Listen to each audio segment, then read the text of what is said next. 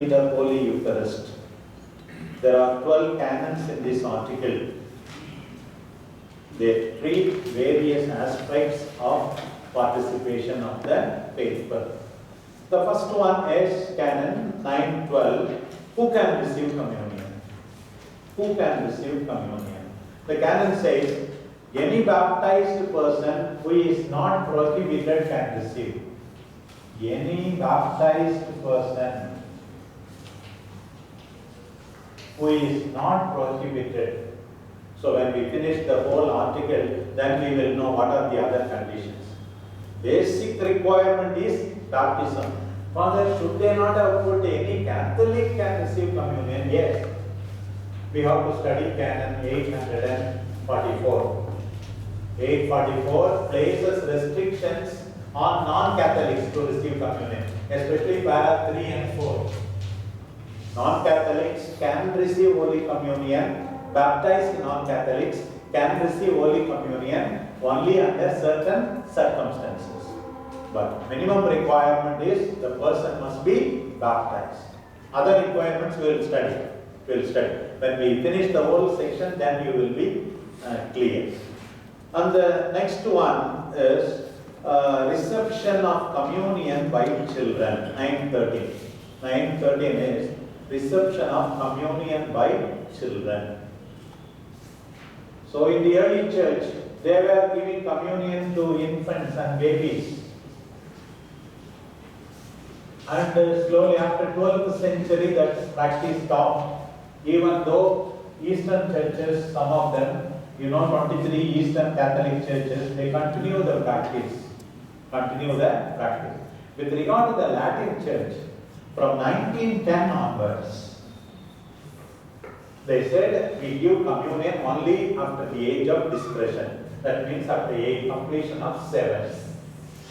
After 7 only you have to give Holy Communion with regard to the Latin church.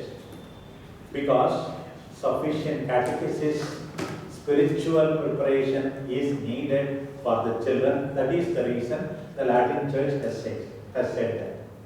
And in danger of death, even before 7, suppose a 6-year-old boy, minimum requirement is you distinguish between ordinary bread and Eucharistic food. That knowledge is necessary. Minimum knowledge that is required is the child is able to distinguish between ordinary bread and Eucharistic bread. Same thing with regard to children who are differently able, mentally challenged.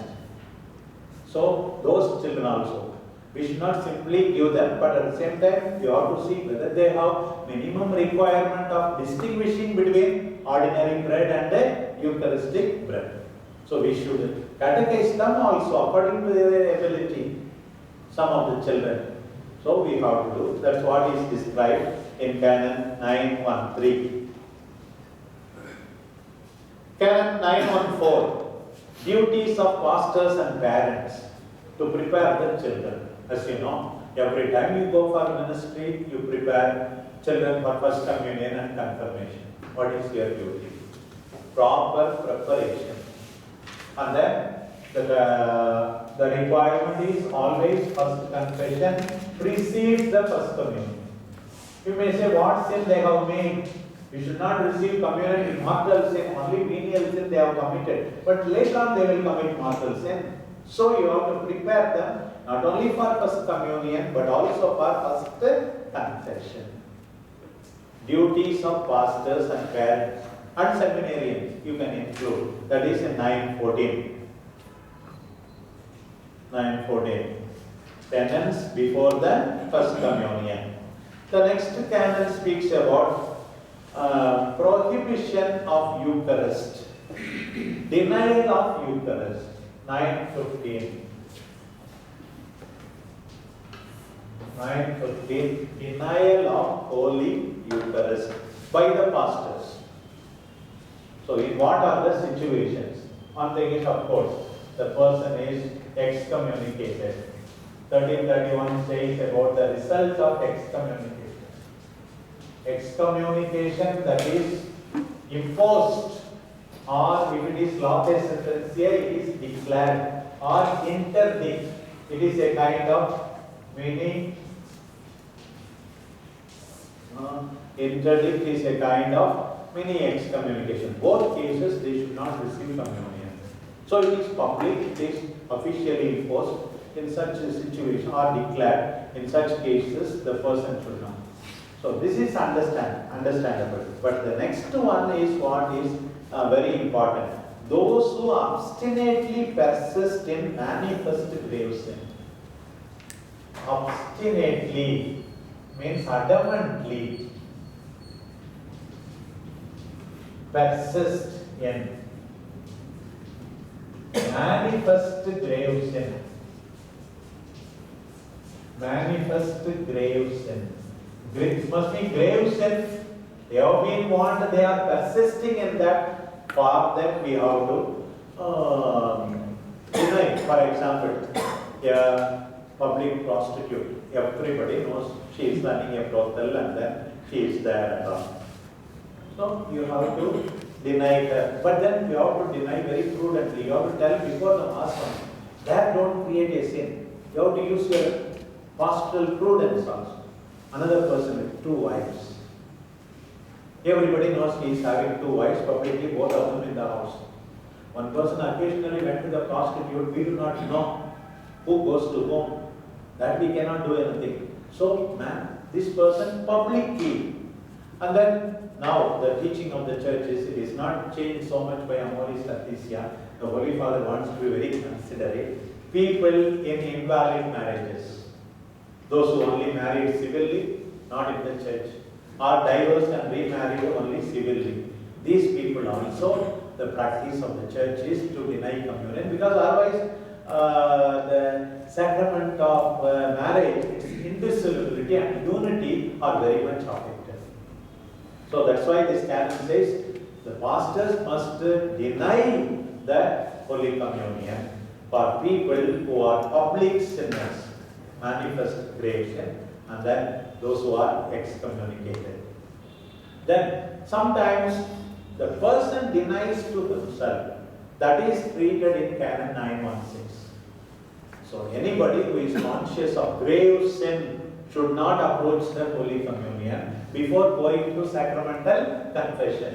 That is valid even for the priest. He should not celebrate the Holy Mass. For the parish Sunday Mass, priest, the people will go without Mass. There is an exception. When there is no possibility, you have to make an act of perfect contrition. You know the difference between perfect contrition and imperfect contrition. So, the perfect contrition, for the love of God you feel sorry. Imperfect contrition, fear of hell you are sorry. So, for the love of God you are feeling sorry, and then you go to the communion, but then at the earliest opportunity you have to go to confess the graves. So that is given in 916. 915, pastors denying communion. And 916 is you denying yourself, the person denying to himself communion. So suppose even the same rule is applicable to the people also. Suppose my child's first communion, so they want the parents. I tried to confess, but I could not confess. Suppose I don't come with my son, then my name is void. So make an act of perfect contrition with the resolve to go to confession at the earliest. Do you understand? Yes.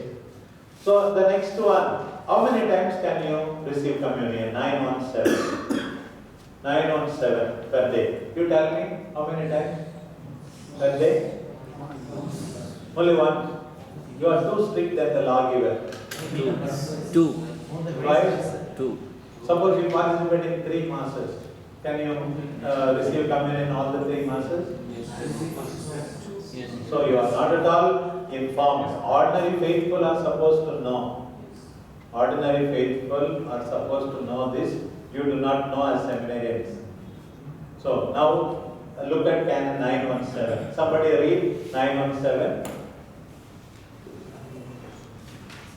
one who has received the Blessed Eucharist may receive it again on the same day only within an Eucharistic celebration in which that person participates without prejudice to the provision of Canon 921. Yes, 921 in danger of death. You can always receive. Excluding that, normally you receive the communion either in the Mass or outside the Mass. You were in the hospital, priest came, you received communion. Or you attended morning Mass, you received a communion. So, you can receive again, the canon says. You can receive again, provided you participate in the whole Mass. Second time, you can celebrate, you can receive communion only when you celebrate Mass. So, one of the doubts was asked from the Holy See, Pontifical Council for Legislative Text. What is the meaning of this again? Is it again or again and again and again? What is the meaning of this iterum in Latin? Holy See gave the authentic interpretation. The interpretation is a second time. That's all. So first you receive only, second time you can receive. You attend 10 masses, you can't receive 10 communion. You attend 3 masses, not 3 communion. According to Canon 917, earlier, to receive second time also you have to get special permission. Now the general law itself has given permission to receive a second time. At least after my teaching, you should be very clear. You are going to this one 3 times receiving Holy Communion. It is not for that, because you will lose the sense of sacredness maybe. That's why that is prescribed. Not that it is not good. It is always Holy Mass also. You can celebrate the whole day, you may grow in piety, but celebrating the whole day, then you may lose the sense of the importance of the Mass. Same thing also with regard to reception of the Holy Communion. So, you can receive first time, either inside the Mass or outside the Mass. One priest said, for example, he came to me, a reputed preacher, very famous priest, a religious priest, who was parish priest in a shrine. He said, people who come after the first reading will not be given communion. And he closed the door also. After the second reading, he closed the door. Bishop asked him, he came to consult me. Very powerful, charismatic preacher. He said, Father, communion can be denied only according to 915. Those who came by a late bus, they did not, they were not excommunicated. They were not interdicted. They are not public manifest sinners. They are Catholics.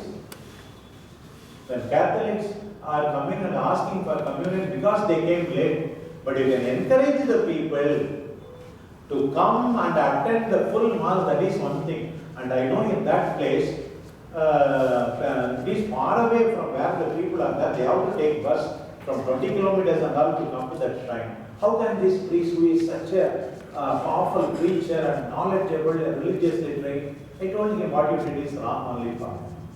Then another sister, his friend, was there like this. See, Father Raipa, you are so kind, but you are very firm in telling that famous preacher that what you did is wrong. No, I can't tailor my canonical opinion to suit the needs of these individuals. I can teach only from the canon law. Who can be denied communion? This priest is denying communion to all those who come late. You should not deny. You should not deny. First time it says you can receive communion even in the Mass or outside the Mass. Suppose somebody, you finish the Mass. Somebody says, Father, I could not attend the Mass, I would like to receive communion. Even though the person is sick or not sick, you have to give. According to me, you have to give, because first time they can request. Whenever people reasonably request, you can always give communion, provided you know that they are Catholic and suitably disposed. Many do not know it. Second time you can deny if they don't participate in the Mass, because canon law says for receiving a second time you should participate in the Holy Eucharist. You understand this point now? We got freedom, yes. In the near Mass here in the Basilica, what I have found was people are 12 o'clock mass is going on. People are standing outside and they are enjoying the New Year celebration. Yeah. Then as soon as we started the communion, all people are flocking inside for receiving communion. Communion. So in that case, one. Okay, provided they are Catholics properly disposed, we have to give it. So you have to educate the people regarding the importance of Mass. But then once they, that they have come like that, we have to receive proper disposition. So whenever denial is there, it must be interpreted strictly. Don't add your own conditions. Don't add your own conditions. That's what. When people have demonstrated faith, then you have to give, provided they are Catholics. Okay, we go to the next. Communion outside Mass. It is highly recommended that the faithful receive Holy Communion during the Eucharistic celebration itself. It is to be administered outside the Mass, however, to those who request it for a just cause, with the liturgical rites being observed. That's what I said already. Then we go to Eucharistic fast. Eucharistic fast. Formerly, so many hours of fast. Now at least 1 hour fast is there. Let us read it 919. Eucharistic fast. Somebody read that about the Eucharistic fast. 919 para 1. Whoever is to receive the Blessed Eucharist is to abstain for at least 1 hour before Holy Communion from all food and drink, with the sole exception of water and medicine. Yes, water and medicine you can always take. Otherwise, 1 hour you have to refrain from drinking or eating any food. Water and medicine are excluded. 1 hour calculated not for the beginning of the Mass, by the time of communion. Sometimes Mass itself will go 1 hour. So then no problem. You eat 15 minutes before, then after 1 hour only communion time comes, that is okay. That is okay. Now at 7 o'clock Mass begins, that only you don't think that you have to eat 6 o'clock. No need. This Mass you know that it will prolong and then it may end at 9 o'clock also, no problem. So you can, 1 hour before that. Okay. Second paragraph. Reason for? Huh? What is the reason? So, the reason is more for the devotion. You have to long for the spiritual input. So, not to continue. Earlier they were told you should not even, your teeth also should not touch it, all these things were there. Eat, that is the new theology. Munch and eat, that is the thing. To show that, to show greater veneration and devotion to the Holy Eucharist. That is the reason. They were even spitting out earlier that they should not take anything at all like that for 1 hour. Some of the people were so preoccupied with that. So for greater devotion to the Holy Eucharist. That is the reason. Okay, paragraph 2. Suppose the priest is celebrating, I said, on 2 masses, 3 masses on Sundays. No. The priest should not faint. So, the canon law is very pastoral, sensitive, motherly. Second paragraph says, a priest who on the same day celebrates the Blessed Eucharist twice or 3 times may consume something before the second or third celebration.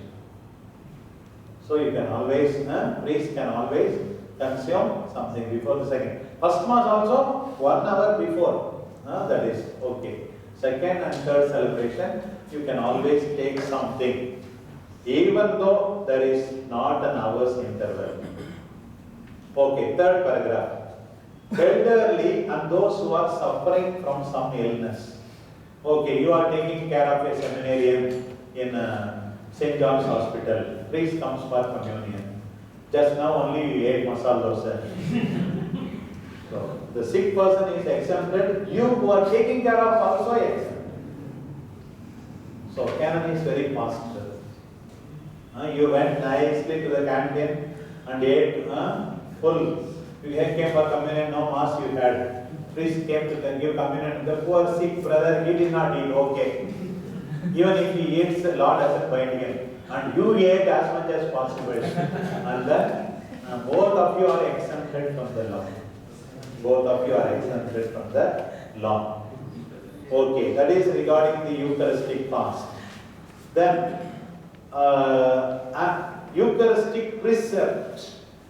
Once somebody received Eucharist, at least once a year at least he has to receive the Eucharist. Minimum once a year.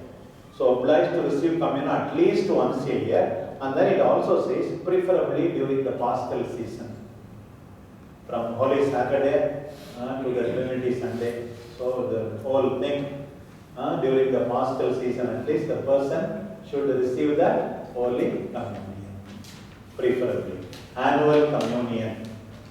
Then the next one is Viaticum. As I already said, food for the journey, last food. Anointing of the sick and also Viaticum. Even the priest's food money is called Viaticum. They are also food for the journey. Ordinary food money is also called Viaticum. Via means way, street. Okay. Christian faithful in danger of death from any cause are to be nourished by the communion in the form of Viaticum.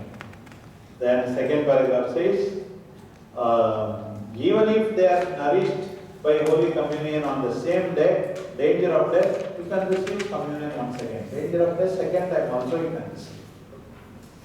For the danger of death loss, it is recommended that Holy Communion be administered often, but on separate days. So often, every day, danger of death is there for that person. So we have Holy Viaticum for the sick is not to be delayed too long. So your parish priest, assistant priest, the person sent word, Father, I want to receive communion, receive the anointing of the sick. The family is so much disturbed if you were hesitant and you did not go for the anointing or giving communion. Without coming, you wanted to have communion, this priest did not come, he was watching the cricket match, he was standing with the parents, he never came, only died. The family is so much upset. So take it seriously when people ask for communion, weekly communion at least, to the sick. It is a great service. Once when I was assistant parish priest in Viriur, Sagarai's place, then at that time Panangad and all was substation. Then they sent word that I have to go for anointing of the sick. And I said, I am going to Pondicherry, tomorrow I am coming for Mass, that time I will anoint. Then when I go there, then no, my grandmother is going to die, you come today only. Then I went some about 12 kilometers or so in my TVS 50. The road was hopeless, and then I went there and went to the house. And one lady was sitting in the outside the house and was cooking vetal bath on that. Asking somebody is here very sick, it seems. Yanaka da samya. For me only, she said.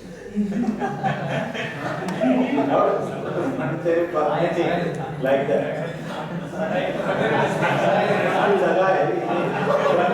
Nice party. That year only he was born when I was there. I went to substation for Mass. Sagaraj was baptized by the parish priest. Otherwise I would have baptized him. Otherwise I would have baptized him. I was prevented. Thank God he was not baptized by me. Parish priest baptized is great. It is great. Okay, like that, some people will think it is urgent, it is not urgent, but you should not have a form of conscience. They called me, I did not anoint them, I did not give them communion or viaticum. You should not feel like that. Okay, we go to the next 923. Eucharist in other churches, we have, as I said, Catholic church is a communion of one Latin church and 23 Eastern churches. Out of these 23, we have 2 of them in India, Syro-Malabar, Syro-Malankara. You can attend Mass in any church, any Catholic church and receive Holy Communion. Attend Mass in any Catholic church and then any Catholic rite. So that's what is given in Canon 923. Christ faithful may participate in the Eucharistic sacrifice and receive Holy Communion in any Catholic rite. Any Catholic rite. So there is Sebastian Church in Mandigere. So suppose some Latin people go and attend Mass there. Latin Malayalis. They want Malayalam Mass. There is no Latin Malayalam Mass in Christ the King Church. They go there, can attend. But then for marriage they have to come here. Occasionally to know about the parish they have to come here. Like that, there is a Syro Malabar family this side. Instead of going to Sebastian Church, they want to attend Mass in our Latin Church, Latin parish. Very good, allowed. So this is, sometimes they will say, no, you should not receive. You all go to that church. Don't be over strict. You are all Catholics only. They are the same 7 sacraments only. Only liturgy is different. The person, because of his convenience, comes. You have to permit them. They have the right. No question of permitting. Yes. If we want to participate in the Syro Malabar rite, Yes. to know how they are celebrating. Yes. We go, Yeah. that we can receive from Yeah. Go. You are attending Mass now. You have double purpose. You attend Mass and receive them. To receive communion, you should have the right intention to receive the body of Christ. Yes. The primary, so many people you know coming for the Mass. Sometimes they come to make the arrangement for marriage also. They have to come to the Mass. Primary reason, the person doesn't come for Mass. Why did you come? Father, for my son and daughter is coming here. Want to see them.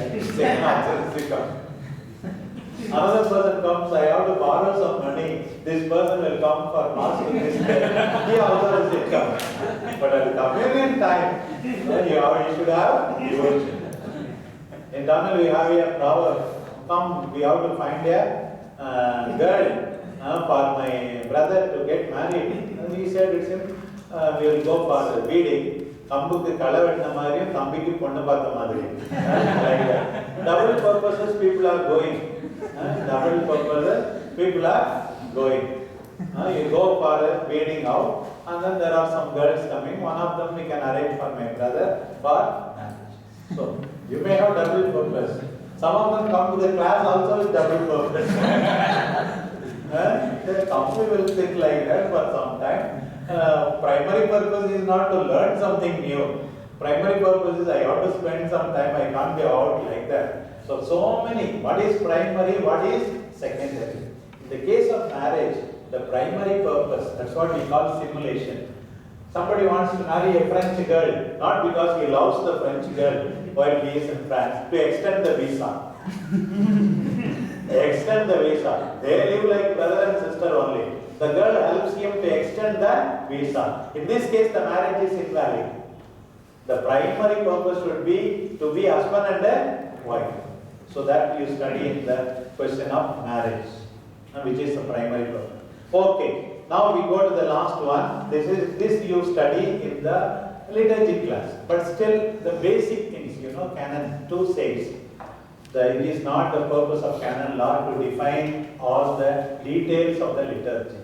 Only in general it says something. With regard to Eucharist, it says also some specifics. Just we go through that. Article 3, it speaks about the different things. The first one is matter of the Eucharist. You already know. 924, bread and wine. Bread and wine. In the wine, little water is to be mixed. Suppose you forgot to mix water, it is valid. Unlawful. So don't think Mass is not valid. One day you did not pour water. Mass is valid. It's more a liturgical act for lawfulness. Yeah. Then the bread must be only wheat and recently made, not rice. Rice bread, rice cake. Not sanna. All these are not allowed. Bread must be wheat and recently made so that there is no danger of spoiling. The wine must be natural from the fruit of the vine and not spoiled.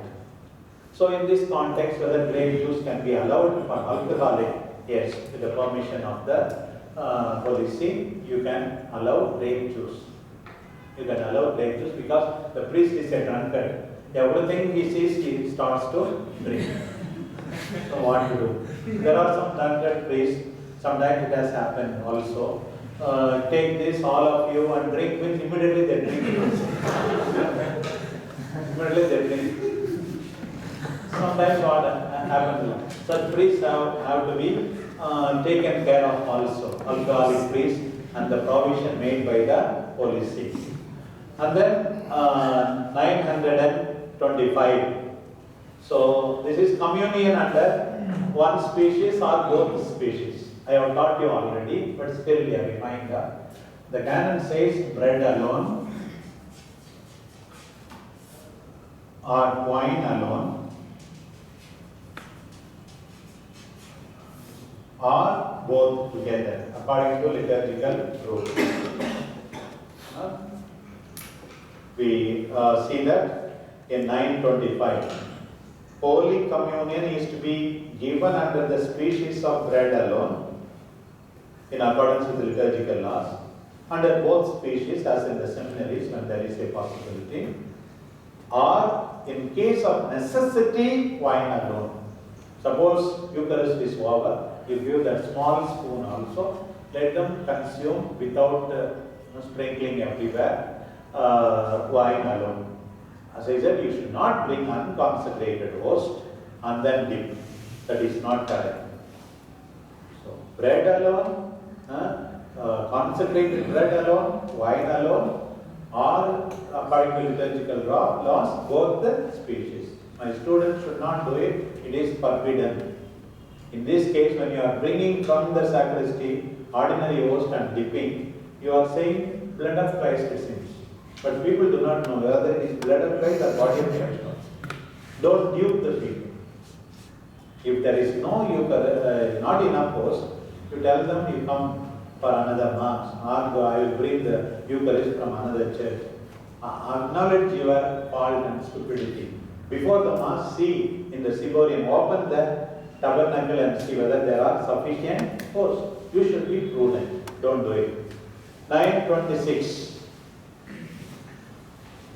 So the unleavened bread is to be used whenever we celebrate Mass. Unleavened bread.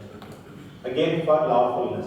If it is wheat bread, it is valid. But then unleavened bread for lawfulness. Puliyada akkam, we say. Unleavened bread is to be used.